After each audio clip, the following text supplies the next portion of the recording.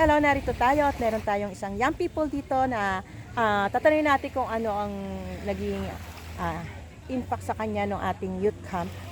Pwede po bang i-share niyo kung ano yung naging...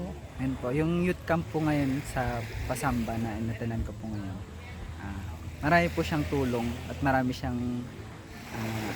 ako natutunan especially. Tapos sa mga tanong mga tanong sa akin buhay, yung mga parang dito ko sa camp mostly nakita yung sagot. Tapos ayun po. Kumbaga, ayun nga sa camp natutunan ko na kasi may tatlo kaming main topic dito sa camp, which is yung abandon, surrender, and obedient. At nakita ko na ang pagiging Kristiyano, although mahirap siya. Kasi marami ka dapat i-abandon, marami kang i-surrender sa Panginoon. Pero kumbaga nakita ko din dito sa camp na although mahirap siyang gawing decision sa buhay natin, kumbaga nakita ko din na ayun yung pinaka the best na pwede natin gawing decision naman sa buhay natin. Amen. So, ano yung encouragement mo para maka-join next year yung ating mga ibang kabataan sa camp? Ayan po.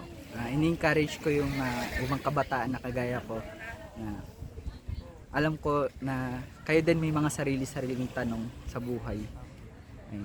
Kaya bakit hindi niyo subukan na sumama sa mga gantong gawain, sa gantong camp? Kasi kumbaga actually yung camp na to hindi lang siya basta nagbigay sa akin ng aral, kundi parang nagbigay din siya sa akin ng space na parang hingahan, na kumbaga nagbigay sa akin ng ang tawag niya parang break point yan para makahinga sa mundo. Na kasi 'di ba alam ko marami tayong pinagdadaanan sa buhay, marami tayong problema. Pero ayun, kumbaga parang itong camp naging way din siya para makahinga ako outside the world. Tapos makita talaga yung mensahe ng Panginoon para sa akin. Amen. So, ito ba ay nakatulong sa spiritual life mo? Opo, nakatulong. Kumbaga, ayun nga po doon sabi ko, yung mga tanong ako na, especially, kagaya nung sa calling, ganun, Okay. sa mga pagtawag ng Panginoon. Actually, matagal ko na siyang iniisip kung saan ba ako tinatawag ng Panginoon. Pero, kumbaga, itong camp na to ginamit siya para magbigay talaga ng linaw. Para makita ko kung saan talaga ako tinatawag ng Panginoon. Amen. So, thank you for sharing. At sana po next year, yung mga young people natin na nandyan, maka-attend din at maka-join. So, usually, anong month ginagawa itong youth camp na ito? Ano po siya?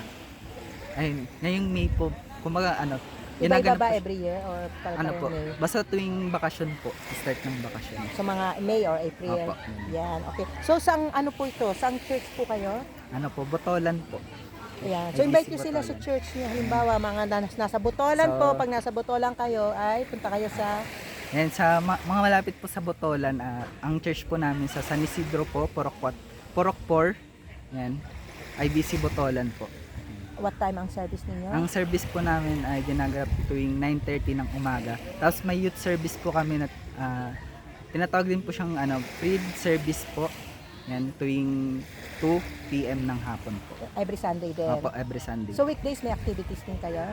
Weekdays po kasi nagtuturo po kami ng mga bata. Ayan, tignan nyo po talagang pag nasa Panginoon kayo at nag-attend po kayo ng mga camp, mga training, mga seminars, natututo rin po kayong mag-share, magturo sa mga bata po. Yan, sila po nagtuturo sa mga bata, Sunday School, Outreach, BBS. Yan. So thank you very much. Pwede ba malaman ang pangalan? Ako po si Lawrence Ayan, thank you and God bless po.